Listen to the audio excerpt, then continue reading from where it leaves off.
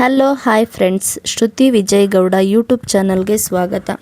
ಯಾರೆಲ್ಲ ನಮ್ಮ ಚಾನಲ್ನ ನೋಡ್ತಾ ಇದ್ದೀರಲ್ವ, ದಯವಿಟ್ಟು ಸಬ್ಸ್ಕ್ರೈಬ್ ಮಾಡ್ಕೊಂಡು ನೋಡಿ ಅಂತ ಹೇಳ್ತಾ ಇವತ್ತಿನ ರೆಸಿಪಿನ ಸ್ಟಾರ್ಟ್ ಮಾಡೋಣ ಬನ್ನಿ. ಇವತ್ತಿನ ರೆಸಿಪಿ ಚಿಕನ್ ದೊನ್ನೆ ಬಿರಿಯಾನಿ. ಸೊ ನಾಟಿ ಸ್ಟೈಲಲ್ಲಿ ಹೇಗೆ ಮಾಡೋದು ಅಂತ ನೋಡ್ಕೊಂಬರೋಣ ಬನ್ನಿ. ನಾನಿಲ್ಲಿ ಮೊದಲಿಗೆ ತೊಳೆದು ಇಟ್ಕೊಂಡಿರುವಂತಹ 1 kg ಚಿಕನ್ನ ತೊಗೊಂಡಿದ್ದೀನಿ. ಅದಕ್ಕೆ ಸ್ವಲ್ಪ ಉಪ್ಪು, 1 ಸ್ಪೂನಷ್ಟು ಶುಂಠಿ ಬೆಳ್ಳುಳ್ಳಿ ಪೇಸ್ಟು, ಒಂದು ಅರ್ಧ ನಿಂಬೆ ಹಣ್ಣಿನ ರಸ ಮತ್ತು ಅದಕ್ಕೆ ಒಂದು ಚಿಕ್ಕ ಕಪ್ಪಲ್ಲಿ 1 ಕಪ್ಪು ಮೊಸರನ್ನ ಹಾಕ್ಕೊಂಡು, ಇದ್ರ ಜೊತೆಗೆ ನೀವು ಒಂದು ಸ್ವಲ್ಪ ಅರಿಶಿನೂ ಕೂಡ ಹಾಕ್ಕೊಂಡು ಕಲಿಸ್ಕೊಳ್ಳಿ. ನಾನಿಲ್ಲಿ ಅರಿಶಿನ ಹಾಕೋದನ್ನು ಮರ್ತೋಗಿದ್ದೀನಿ ಫ್ರೆಂಡ್ಸ್.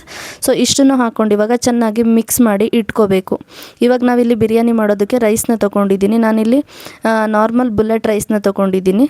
ಸೊ ಇದನ್ನು ನೀರು ಹಾಕಿ ನೆನೆಸಿಟ್ಕೋಬೇಕು. ಇವಾಗ ಮಸಾಲೆ ರುಬ್ಬೋದಕ್ಕೆ ಏನು ಬೇಕು ಅಂತ ನೋಡೋದಾದರೆ, ಮೊದಲಿಗೆ 1 ಇಡಿ ಆಗುವಷ್ಟು ಪುದೀನ ಮತ್ತು ಕೊತ್ತಂಬರಿನ ತೊಳೆದಿಟ್ಕೊಂಡಿದ್ದೀನಿ. ಖಾರಕ್ಕೆ ಎಷ್ಟು ಬೇಕು ಅಷ್ಟು ಹಸಿಮೆಣ್ಸಿನ್ಕಾಯಿನ ತೆಗೆದಿಟ್ಕೊಂಡಿದ್ದೀನಿ. ಶುಂಠಿ ಬೆಳ್ಳುಳ್ಳಿನ ತೆಗೆದಿಟ್ಕೊಂಡಿದ್ದೀನಿ. 2 ಈರುಳ್ಳಿನ ಕಟ್ ಮಾಡಿ ಎತ್ತಿಟ್ಕೊಂಡಿದ್ದೀನಿ. ಇದಿಷ್ಟು ಕೂಡ ನಮಗೆ ಮಸಾಲೆ ರುಬ್ಬೋದಕ್ಕೆ ಬೇಕಾಗಿರುವಂತಹ ಐಟಮ್ಗಳು.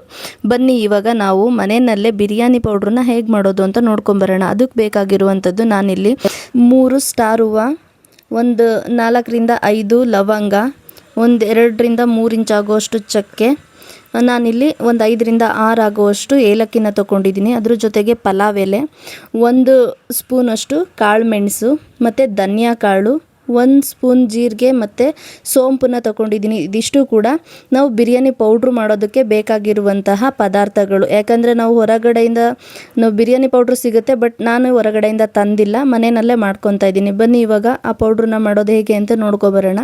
ನಾನಿಲ್ಲಿ ಒಂದು ಪ್ಯಾನ್ನ ಸ್ಟವ್ ಮೇಲೆ ಇಟ್ಕೊಂಡು ಅದಕ್ಕೆ ನಾವೇನು ತೊಗೊಂಡಿದ್ದೀವಲ್ಲ ಡ್ರೈ ಇಂಗ್ರೀಡಿಯೆಂಟ್ಸು, ಅದನ್ನೆಲ್ಲ ಹಾಕ್ಕೊಂಡು ಚೆನ್ನಾಗಿ ಡ್ರೈಯಾಗೆ ಫ್ರೈ ಮಾಡ್ಕೋಬೇಕು. ಇಲ್ಲಿ ಯಾವುದೇ ರೀತಿ ಎಣ್ಣೆನ ನಾನು ಯೂಸ್ ಮಾಡ್ತಿಲ್ಲ, ಯಾಕಂದರೆ ಪೌಡ್ರು ಮಾಡ್ಕೊಳ್ಳೋದಕ್ಕೆ ನಮಗೆ ಡ್ರೈ ಆಗಿನೇ ಫ್ರೈ ಮಾಡ್ಕೋಬೇಕು. ಸೊ ಇವಾಗ ಡ್ರೈಯಾಗಿ ಫ್ರೈ ಮಾಡಿಕೊಂಡು ಪೌಡರ್ ಮಾಡಿಕೊಂಡು ಬಂದಿದ್ದೀನಿ, ನೀವು ನೋಡ್ತಿರ್ಬೋದು. ಇವಾಗ ಒಂದು ಮಿಕ್ಸಿ ಜಾರ್ನ ತಗೊಂಡು ಅದಕ್ಕೆ ನಾವು ತಗೊಂಡಿರುವಂತಹ ಕೊತ್ತಂಬರಿ ಸೊಪ್ಪು, ಪುದೀನ ಸೊಪ್ಪು, ಬೆಳ್ಳುಳ್ಳಿ, ಶುಂಠಿ ಹಾಗೆ ಈರುಳ್ಳಿನ ಹಾಕ್ಕೊಂಡು ಚೆನ್ನಾಗಿ ಅದನ್ನು ರುಬ್ಕೊಂಡು ಬರೋಣ ಬನ್ನಿ. ನೀವು ನೋಡ್ತಿರ್ಬೋದು ಇವಾಗ ಹೇಗೆ ರುಬ್ಕೊಂಡು ಬಂದಿದ್ದೀನಿ ಅಂತ ಹೇಳ್ಬಿಟ್ಟು. ಇದು ಒಗ್ಗರಣೆಗೆ, ಅಂದರೆ ನಮಗೆ ಬಿರಿಯಾನಿ ಮಾಡೋದಕ್ಕೆ ಒಗ್ಗರಣೆಗೆ ಏನು ಬೇಕು ಅಂತ ನೋಡೋದಾದರೆ, ಪಲಾವ್ ಎಲೆ, ಚಕ್ಕೆ, ಲವಂಗ, ಸ್ಟಾರ್ ಹೂವು, ಏಲಕ್ಕಿ ಇದಿಷ್ಟು ಕೂಡ ಒಗ್ಗರಣೆಗೆ ಬೇಕು. ಅದ್ರ ಜೊತೆಗೆ ಒಂದು 2 ಈರುಳ್ಳಿನ ಕಟ್ ಮಾಡಿ ಇಟ್ಕೊಂಡಿದ್ದೀನಿ ಮತ್ತು 1 ಟೊಮೆಟೊನ ಕಟ್ ಮಾಡಿ ಇಟ್ಕೊಂಡಿದ್ದೀನಿ. ಇವಾಗ ಒಂದು ಪಾತ್ರೆನ ಸ್ಟವ್ ಮೇಲೆ ಇಟ್ಕೊಂಡು ಅದಕ್ಕೆ ನಾವು ತಗೊಂಡಿರುವಂಥ ಎಲ್ಲ ಮಸಾಲೆನೂ ಕೂಡ ಒಗ್ಗರಣೆಗೆ ಹಾಕ್ಕೊಂಡು ಚೆನ್ನಾಗಿ ಫ್ರೈ ಮಾಡ್ಕೋಬೇಕು. ನೀವು ಇದಕ್ಕೆ ಗೋಡಂಬಿನೂ ಕೂಡ ಸೇರಿಸ್ಕೋಬೋದು. ಸೊ ನಾನಿಲ್ಲಿ ಗೋಡಂಬಿನ ಹಾಕ್ಕೊಂಡಿದ್ದೀನಿ. ಅದ್ರ ಜೊತೆಗೆ ಕಟ್ ಮಾಡಿ ಇಟ್ಕೊಂಡಿರುವಂತಹ ಈರುಳ್ಳಿನೂ ಕೂಡ ಸೇರಿಸ್ಕೊಂಡು ಚೆನ್ನಾಗಿ ಫ್ರೈ ಮಾಡ್ಕೊತಾ ಇದ್ದೀನಿ. ನಾವು ಬಿರಿಯಾನಿಗೆ ತೊಗೊಂಡಿರುವ ಈರುಳ್ಳಿನ ಚೆನ್ನಾಗಿ ಫ್ರೈ ಮಾಡ್ಕೋಬೇಕು. ನೀವು ನೋಡ್ತಿದ್ದೀರಲ್ವ ನಾನು ಹೇಗೆ ಫ್ರೈ ಮಾಡ್ಕೊಂಡಿದ್ದೀನಿ ಅಂತ. ಸೊ ಈರುಳ್ಳಿ ತುಂಬ ಚೆನ್ನಾಗಿ ಫ್ರೈ ಆಗಿದೆ. ಇವಾಗ ನಾವು ಇದಕ್ಕೆ ರುಬ್ಬಿಟ್ಕೊಂಡಿರ್ತೀವಲ್ಲ ಗ್ರೀನ್ ಮಸಾಲ, ಆ ಮಸಾಲೆನ ಹಾಕಿ ಎಣ್ಣೆ ಬಿಡೋ ತನಕನೂ ಕೂಡ ಫ್ರೈ ಮಾಡ್ಕೋಬೇಕು. ಯಾಕಂತ ಹೇಳಿದ್ರೆ ನಾವಿಲ್ಲಿ ಮಸಾಲೆನ ಮೊದಲೇ ಫ್ರೈ ಮಾಡ್ಕೊಂಡು ರುಬ್ಕೊಂಡಿರಲ್ಲ, ಹಾಗಾಗಿ ಅದರಲ್ಲಿ ಹಸಿ ವಾಸನೆ ಇರುತ್ತೆ. ಆ ಹಸಿ ವಾಸನೆ ಹೋಗೋ ತನಕನೂ ಕೂಡ ಚೆನ್ನಾಗಿ ಫ್ರೈ ಮಾಡ್ಕೋಬೇಕಾಗತ್ತೆ. ನೀವು ನೋಡ್ತಿದ್ದೀರಲ್ವ ನಾನು ಹೇಗೆ ಫ್ರೈ ಮಾಡ್ಕೊತಿದ್ದೀನಿ ಅಂತ. ಸೊ ಇದೇ ರೀತಿ ಒಂದು 5 ನಿಮಿಷ ಚೆನ್ನಾಗಿ ಫ್ರೈ ಮಾಡಿಕೊಂಡು ಅದು ಎಣ್ಣೆ ಬಿಟ್ಟ ಮೇಲೆ ನಾವೇನು ನೆನೆಸಿಟ್ಕೊಂಡಿರ್ತೀವಲ್ಲ ಚಿಕನ್ನು, ಆ ಚಿಕನ್ನ ಹಾಕೊತಾ ಇದ್ದೀನಿ. ನೀವು ನೋಡ್ತಿರ್ಬೋದು ಆ ಚಿಕನನ್ನು ಹಾಕ್ಕೊಂಡು ಚೆನ್ನಾಗಿ ಮಿಕ್ಸ್ ಮಾಡಬೇಕಾಗತ್ತೆ.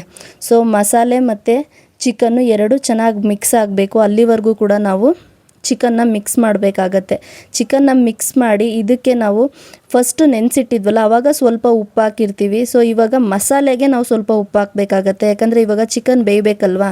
ಸೊ ಉಪ್ಪಲ್ಲಿ ಬೇಯೋದ್ರಿಂದ ಉಪ್ಪು ಮತ್ತು ಖಾರ ಎರಡೂ ಕೂಡ ಚಿಕನ್ಗೆ ಒಂದು ಚೆನ್ನಾಗಿ ಹಿಡಿಯುತ್ತೆ ಅಂತಲೇ ಹೇಳ್ಬೋದು. ಇವಾಗ ನಾವು ಇದಕ್ಕೆ ಏನು ಆವಾಗಲೇ ಬಿರಿಯಾನಿ ಪೌಡ್ರನ್ನ ಮಾಡಿ ಇಟ್ಕೊಂಡಿದ್ವಲ್ಲ ಆ ಒಂದು ಪೌಡ್ರನ್ನ 1 ಸ್ಪೂನಷ್ಟು ನಾನು ಸೇರಿಸ್ಕೊಂಡಿಲ್ಲಿ ಮತ್ತು ಚೆನ್ನಾಗಿ ಮಿಕ್ಸ್ ಮಾಡ್ಕೊತಿದ್ದೀನಿ.